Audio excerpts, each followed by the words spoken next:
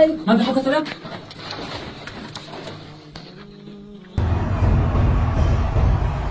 تسللت إلى مقر العدو السري ودخلت إلى الغرفة الخاصة بالاجتماعات السرية ولم أجد سوى هذا الملف. أعتقد أنه مهم. لا يمكن الانتصار على المسلمين في الحرب، ولكن يمكن الانتصار عليهم باتباع البنود الموجودة داخل هذا الملف. ولكن سامحني، لقد تعقبوني واكتشفوا مكاننا.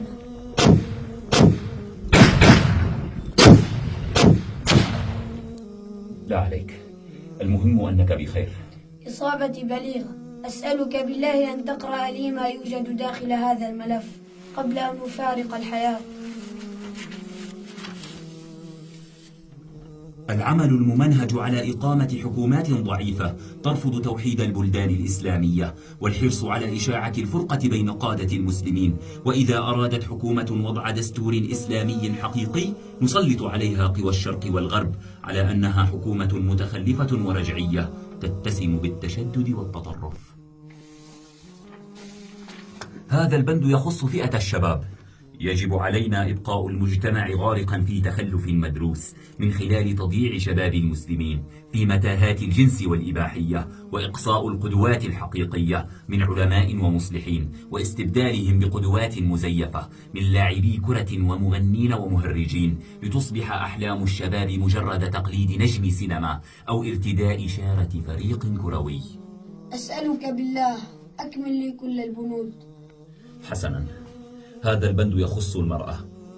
يجب علينا زرع أفكار مسمومة في عقل المرأة بأن المساواة هي صراع ضد الرجل لا تكامل معه، وتحويل المرأة من كائن مكرم إلى جسد يعرض كسلعة تزين شاشات الإعلام، واختصار قيمتها بمعايير جسدها لا بميزان عقلها، وذلك بصناعة جيل من الشباب المخدر بثقافة العري والانحلال لا أمل منه في بناء وطن.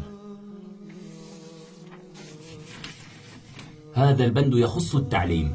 العمل على طمس مكانة العلماء والمتعلمين ودفن شهاداتهم تحت ركام الإهمال ورفع قيمة التافهين، ووضع مناهج دراسية تركز على الحفظ والتلقين، ومنع المناهج الدراسية التي تعمل على نهوض بلادهم الإسلامية. أكمل، أريد معرفة المزيد. استمع إلى هذا البند الخبيث. إقناع العالم بأن الانتهاكات التي نمارسها هي ضرورات أمنية، وإيهام المسلمين بأن القرار النهائي سياسيا واقتصاديا وعسكريا هو حكر علينا فقط، وأن محاولة التغيير ضرب من الخيال. جعل المسلمين متوهمين بأن كل شيء يحصل في هذه الأرض هو بسبب قوتنا ومخططاتنا، وتسمية من يطالب بالعدالة بالمتطرفين أو بأعداء التطور. أكمل. السعي إلى إفقار البلاد الإسلامية. استمع إلى هذا البند. تهميش المقدسات الإسلامية، عزل الدين عن السياسة والاقتصاد والعلم، ليظن الناس أن الدين أمر شخصي لا علاقة له بالمجتمع والدولة. ما بك يا بني؟ يا بني؟ يا بني؟ لماذا هذا البغض والعداء على الإسلام؟ بني؟ بني؟ بني؟ الحق يزعج أهل الباطل يا بني، والعدل يخيف الظالمين، والإسلام يجمع كليهما، فكيف لا يعادونه؟ رحمك الله يا بني، وأسكنك فسيح جناته. سأحرص على أن تكون تضحيتك ليست مجرد لحظة، بل هي بصمة عز للمسلمين.